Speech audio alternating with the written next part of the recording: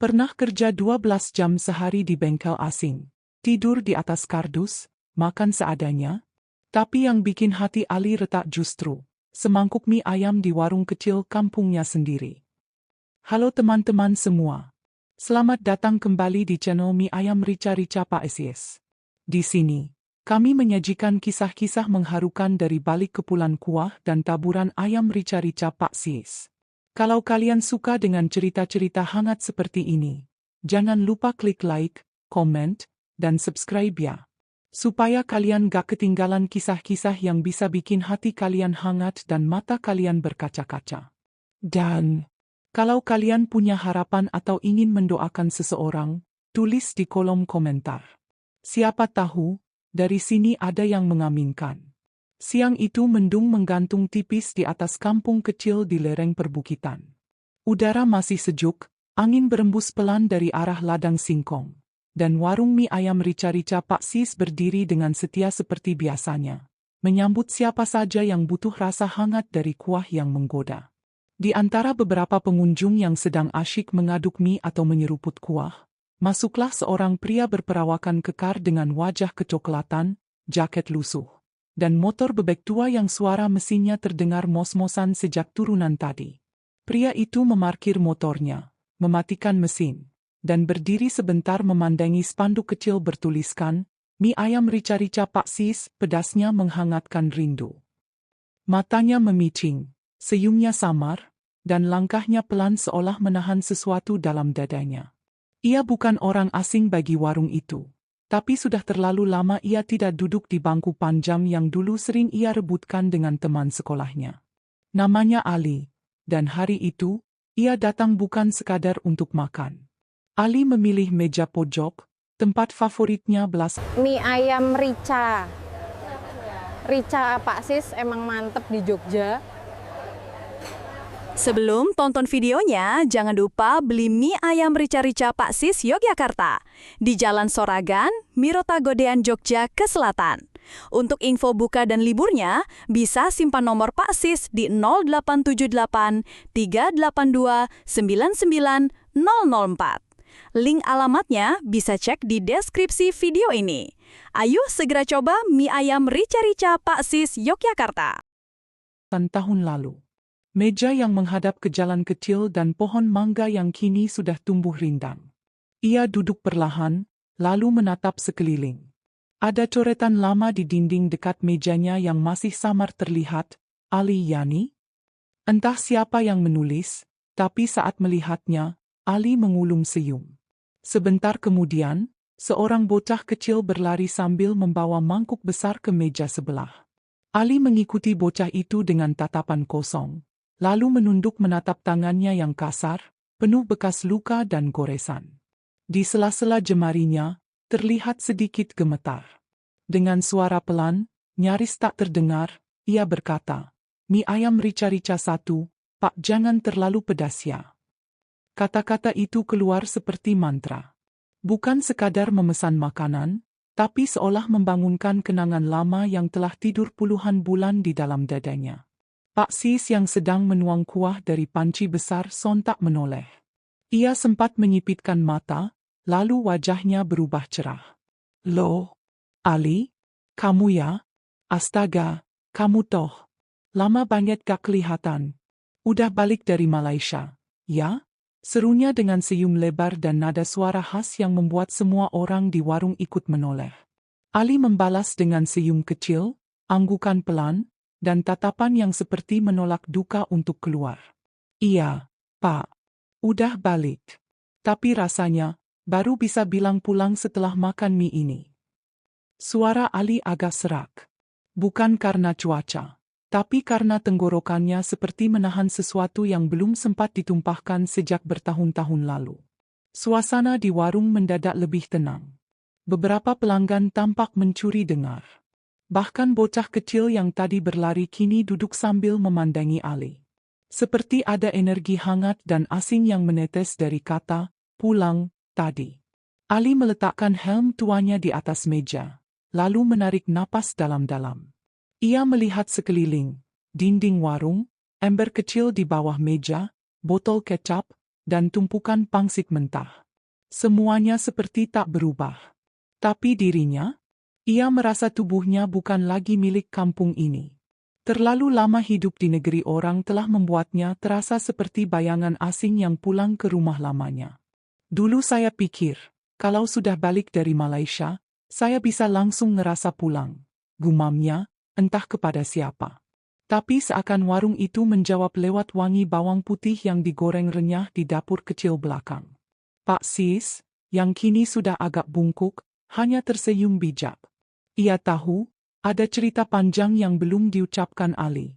Tapi warung ini selalu jadi tempat orang-orang untuk mulai bicara, terutama yang menyimpan cerita di dada. Tanpa menunggu lama, semangkuk mie ayam rica-rica disajikan di hadapan Ali. Uapnya mengepul, aroma pedas manis langsung menyerbu hidung. Ayam suwir merah gelap tersusun rapi di atas mie kuning kenyal, disiram kuah panas yang seperti memanggil kenangan.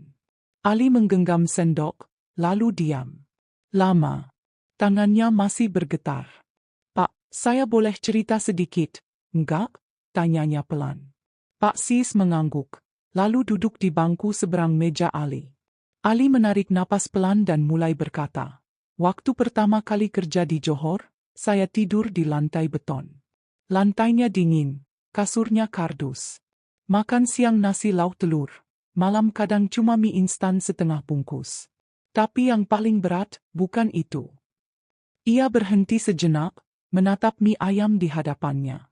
Yang paling berat itu, setiap kali saya tutup mata, yang saya bayangin cuma satu, warung ini. Mie ini. Suara mangkuk disendokin. Wangi daun bawang. Matanya mulai berkaca-kaca. Saya kira saya kuat. Tapi ternyata enggak.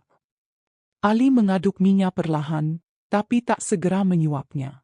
Ia seperti sedang berusaha menahan agar rasa tak langsung menyergap hati. Saya kerja 7 hari seminggu, Pak, lanjutnya. Jam 7 pagi udah buka bengkel, jam 8 malam baru tutup. Kalau ada mobil mogok tengah malam, saya masih dipanggil. Bayarannya lumayan, tapi entah kenapa, tiap kali megang baut dan kunci pas, hati saya hampa. Ia menatap Pak Si sebentar, lalu berkata lirih, pernah, malam-malam saya ngelap tangan saya yang kotor pakai lap oli, terus saya duduk di lantai belakang bengkel. Di situ saya nanya sendiri, ini hidup saya? Beneran kayak gini? Tangannya mulai bergerak, menyendok mie dan mengangkatnya pelan ke mulut. Suapan pertama membuat matanya terpejam sejenak. Masya Allah, rasanya masih sama. Katanya nyaris berbisik. Ali mengunyah pelan, seolah sedang menelan bertahun-tahun kerinduan. Saya sempat nabung, Pak. Cukup banyak. Kirim ke ibu tiap bulan. Tapi waktu dapat kabar bapak saya masuk rumah sakit, saya masih kerja, belum bisa langsung pulang. Suaranya mulai berat. Beberapa hari kemudian, kabar itu datang lagi. Tapi kali ini, bukan tentang rumah sakit. Ia diam. Sendoknya jatuh perlahan ke dalam mangkuk, membuat bunyi nyaring kecil yang terasa nyeri. Saya cuma bisa transfer uang buat ambulans dan pemakaman. Gak sempat lihat wajahnya terakhir. Gak sempat peluk. Bahkan gak sempat minta maaf. Suasana di warung jadi sangat hening. Hanya terdengar suara angin dan sendok dari meja lain yang seolah ikut melambat. Ali menyeka air matanya cepat-cepat, lalu menunduk dalam. Pak Sis hanya menepuk pelan punggung tangan Ali. Maaf ya, Pak, saya bukan mau bikin suasana jadi sedih, kata Ali terbata. Tapi, saya tuh pengen banget bisa bilang ke diri saya sendiri, saya sudah pulang. Tapi hati ini gak pernah benar-benar sampai ke sini, walaupun badan saya udah di Indonesia. Ia menatap luar warung. Ada anak kecil naik sepeda, disusul anjing kampung yang mengibas-ngibas ekor. Kehidupan desa yang tenang, yang dulu pernah ia tinggalkan demi mimpi hidup lebih baik. Saya kerja keras di luar negeri, tapi gak tahu buat siapa. Giliran pulang, yang saya tuju udah gak ada. Rasanya kosong, Pak. Saya bahkan sempat gak mau tinggal di kampung. Saya takut, nanti cuma makin kangen. Namun semua berubah seminggu lalu. saat ia lewat depan warung Pak Sis dan mencium bau wangi tumisan bawang dari dapur kecil itu. Wangi itu langsung nusuk dada. "Pak," katanya sambil tersenyum ketut. Saya berhenti di seberang jalan. Cuma diam di atas motor. 5 menit. 10 menit. Gak berani turun. Saya cuma liatin warung ini, nahan air mata. Tapi hari ini, entah kenapa, langkahnya mengarah sendiri ke sini. Seolah warung ini punya semacam gravitasi yang menenangkan. Baru kali ini, saya benar-benar berani masuk. Duduk. Pesan. Dan rasanya, saya ngerti sekarang. Kenapa bapak saya dulu selalu ngajak saya makan di sini tiap kali habis kerja berat. Pak Sis mendengarkan tanpa menyela. Ia tahu, di warung ini, mie ayam bukan cuma tentang rasa. Tapi tentang ingatan. Tentang rumah. Tentang yang dulu dan yang hilang. "Kamu udah pulang, Li," katanya lembut. "Kadang kita mikir, pulang itu harus dengan koper penuh uang, mobil bagus, rumah besar. Tapi sesederhana duduk di tempat yang kamu rindukan dan merasa tenang, itu juga pulang." Ali menatapnya. Kali ini senyumnya sedikit lebih lega. "Saya sekarang buka bengkel kecil, Pak. Di dekat rumah. Gak besar, tapi cukup buat makan dan ngobrol sama ibu tiap hari." Ia melanjutkan, "Mungkin gak akan sekaya dulu. Tapi hati saya lebih kaya dari sebelumnya." Ali kembali menatap mie ayam di depannya. Sudah tinggal separuh, tapi setiap suapan terasa seperti membuka pintu kenangan yang lain. "Dulu saya kira saya kuat," gumamnya lirih. "Orang-orang di luar sana sering bilang saya tangguh. Bisa kerja jauh dari rumah, ngurus bengkel sendirian, tahan panas, tahan tekanan. Tapi ternyata, saya baru tahu, saya paling rapuh justru waktu makan mie ini." Ia tertawa pelan, hambar, seperti mengolok dirinya sendiri. "Lucu, ya? Di Johor saya tahan marah saat dibentak bos. Saya tahan lapar 2 hari saat orderan sepi. Tapi sekarang, saya cuma makan mie ayam. Dan saya gak bisa tahan air mata." Ali menyeka pipinya. Tidak buru-buru. Ia tidak lagi malu menangis di warung kecil yang kini rasanya seperti satu-satunya tempat aman untuk jujur. Dari meja sebelah, seorang pelanggan laki-laki ikut menoleh. Ia mendekat sambil membawa mangkuknya sendiri. "Bang, maaf, saya tadi dengar sedikit cerita abang," katanya. "Saya jadi keinget adik saya. Udah 7 tahun kerja di Taiwan. Katanya mau cari duit buat bangun rumah buat orang tua. Tapi orang tua kami malah udah gak ada, Bang. Udah ninggal satu persatu." Ali menatap pria itu, lalu mengangguk pelan. Ada bahasa tanpa kata yang saling mereka mengerti. "Saya jadi mikir, adik saya mungkin sekarang juga lagi duduk di warung sepi sana, makan sendiri, dan nahan rindu kayak yang abang rasain." Suara pria itu ikut berat. "Mungkin saya harus bilang ke dia, pulanglah. Gak usah nunggu kaya dulu. Rumah gak nunggu kamu cukup duit. Rumah cuma nunggu kamu cukup rindu." Ali tersenyum untuk pertama kalinya dengan lebih lepas. Ia mengangguk, lalu berkata, "Iya, bilangin ke dia. Pulang gak harus mewah. Kadang cukup duduk di bangku kayu tua, makan mie panas, dan dengar suara sendok yang nabrak mangkuk. Itu udah cukup."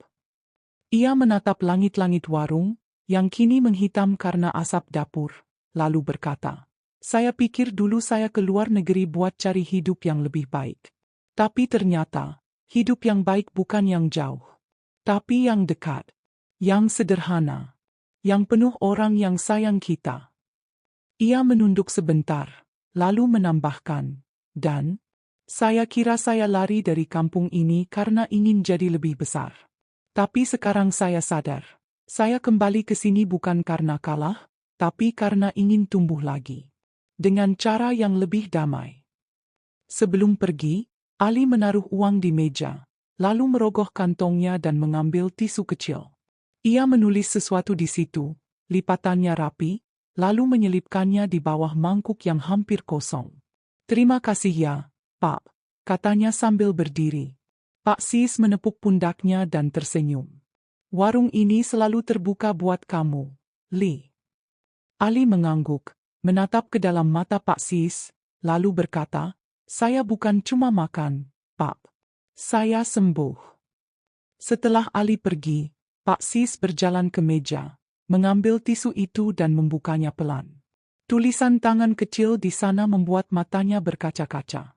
Terima kasih udah bikin saya pulang. Beneran pulang. Warung kembali seperti semula. Tapi suasana hari itu menyisakan sesuatu di udara. Semacam harapan kecil yang menggantung di antara uap mie dan kayu meja tua. Cerita Ali mungkin tak spektakuler, tapi justru dari kesederhanaannya, kita bisa melihat bahwa tidak semua orang pulang dengan koper besar. Kadang, mereka pulang hanya dengan luka di dada dan harapan bisa disembuhkan oleh semangkuk mie ayam yang rasanya seperti rumah. Kalau kamu masih bisa makan bareng keluarga hari ini, jangan tunda. Duduklah bersama. Dengarkan cerita mereka. Karena tidak semua orang punya kesempatan kedua untuk pulang. Dan jika kamu sedang rindu rumah, ingatlah, rumah bukan cuma tempat. Rumah adalah rasa yang seringkali tersembunyi di balik kepulan uap dari semangkuk mie panas.